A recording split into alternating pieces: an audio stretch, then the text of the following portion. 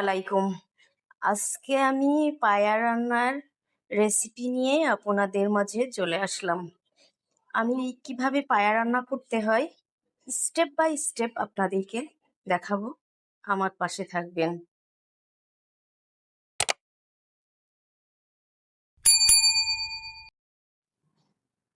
আমি আজ গরুর পায়া রান্না করার জন্য আপনাদের সামনে চলে আসলাম।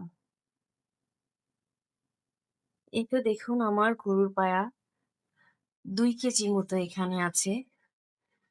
আমার গরুর পায়া রান্না করার জন্য যেসব উপকরণ লাগবে এই তো দেখুন শুকনো লঙ্কা গুঁড়া, লবণ, ধনিয়ার গুঁড়া, হলুদ গুঁড়া।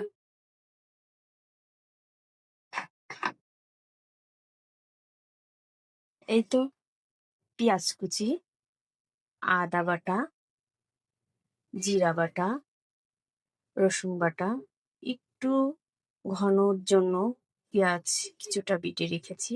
এখানে দারুচিনি, গোলমরিচ, লবঙ্গ, তেজপাতা, কটা কাঁচামরিচ আছে এখানে।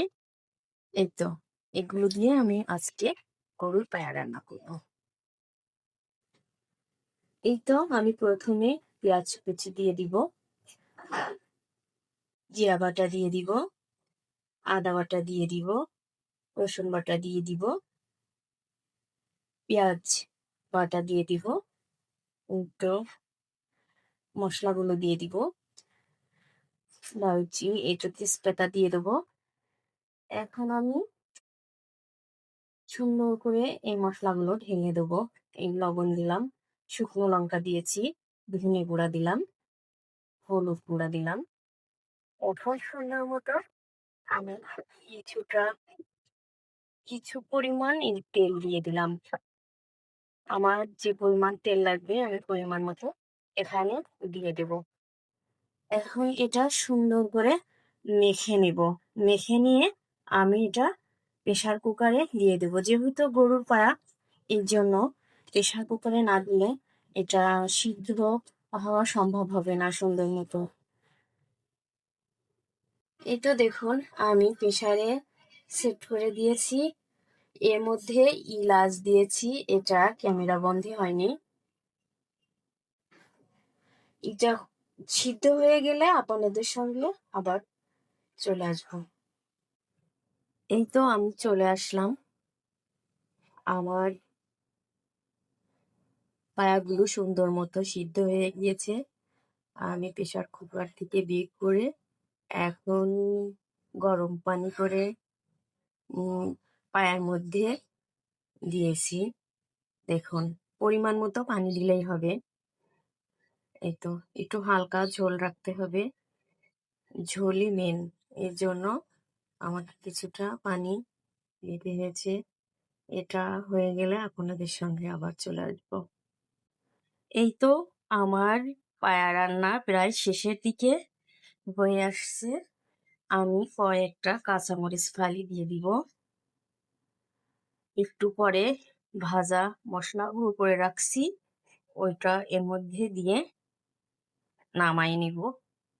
একটু পরে চলে আসছে আপনাদের সামনে। এই তো দেখুন আমার পায়া রান্না হয়ে এসেছে। আমি এখন সুন্দর করে গুঁড়ো করে রাখা মশলাগুলো দিয়ে দেব। এই মশলাটা দিলে ফ্লেভারটা ভালো হয়, এই জন্য ভাজা মশলাটা আমি পায়ার মধ্যে মিক্স করে দিব।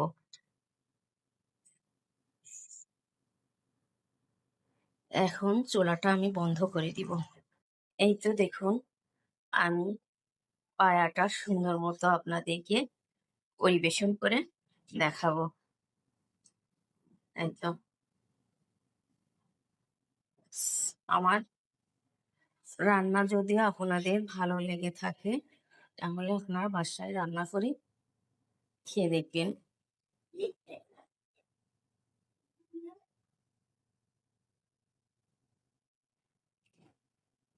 দেখছেন কত লোভনীয় হয়েছে আমার পায়া। এই তো দেখুন আপনারা আমার পাশে থাকবেন। ধন্যবাদ।